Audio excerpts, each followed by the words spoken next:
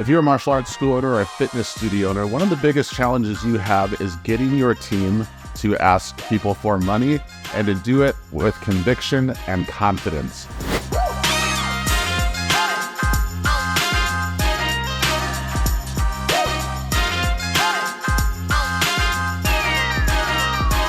Part of the problem with this is, especially if you have a younger team, you're going to find that they tend to overthink and overvalue the amount of money that they're asking for. Because a lot of times the younger people, they're thinking, well, personally, I can't afford this amount of money.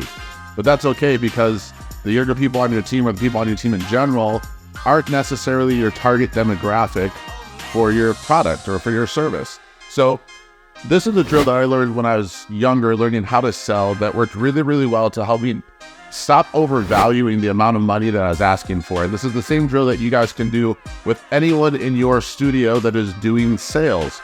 So what we're going to do to start with is we're going to get them to ask for different amounts of money.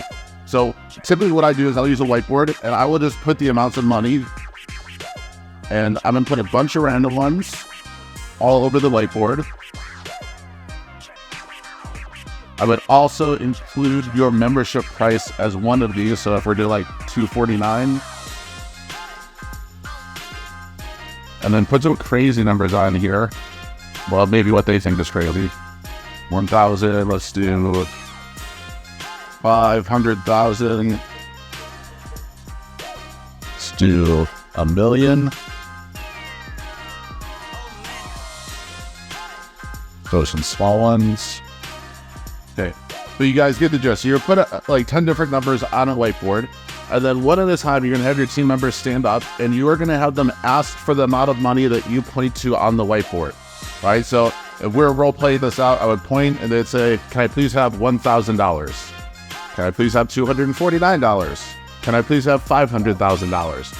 Typically what's gonna happen is when you start to do this with your team, you're gonna see that they're pretty good at like the $1, the $10, the $100, but as you get to like $249, $500, whatever it is, you're gonna see them start to stutter and hesitate when they ask for larger amounts of money, because they're overvaluing the amount that they're attaching to whatever the word is that they're saying.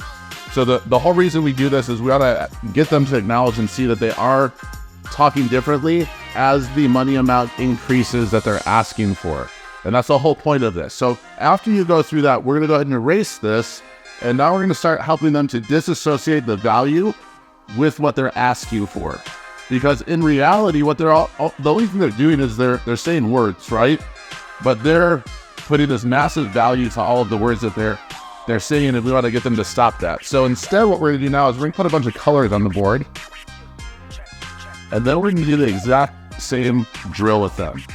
So we're gonna have them ask for colors. I know this seems silly and stupid, but what we're gonna really get them to understand and take home is that at the end of the day, we're just saying words. We're not overvaluing colors when we say them.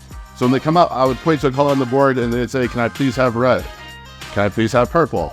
Can I please have violet? And you do it with all the different colors. I've done it a few times. And then what I want you to really pay attention to is as they're asking for colors, notice that the hesitation disappears. They're not overvaluing the actual colors that they're saying, because these have no value. They're just words that's coming out of their mouth. And then what we're gonna do is we're gonna go back to the money and teach them that when we're saying these things, we're really just saying words. That's all it is. The problem is that the reason that you guys hesitate and stutter is because you're assigning value to the words. So now we're gonna go back to the dollar amounts. And when you're asking for this money, I just want you to get in the habit of asking it like you're saying the colors. Ask it as it is, which is just saying words. So I would go ahead and erase all of this. I'd put all those numbers back up. Okay, and then I'm really gonna pay attention to the difference between the first time they did this and the time that they do this now. And I'd probably write like 5 to 10 numbers on there. So then we go through it again and we say, all right guys, just like we did round one, I'm gonna point to the number. You're gonna ask me for that amount of money, but the only difference is this time, I only want you to think of it as words. Okay, we're not attaching a value to it. It's just like we did with the colors when you said, hey, can I please have purple? It's gonna be the same for this. We're just saying words that have no meaning behind them. So now we go through and we do it again. We go, can I please have $249? Can I please have $1 million?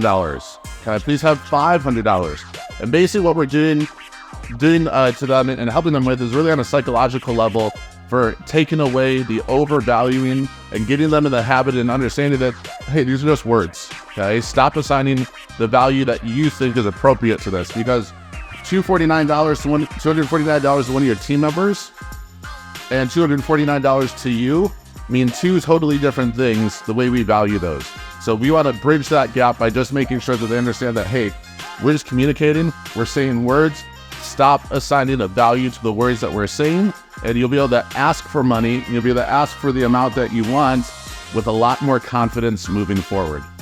If you guys are enjoying this type of training, we want to keep bringing this to you on our social media channels, so make sure you guys like and subscribe and follow for more.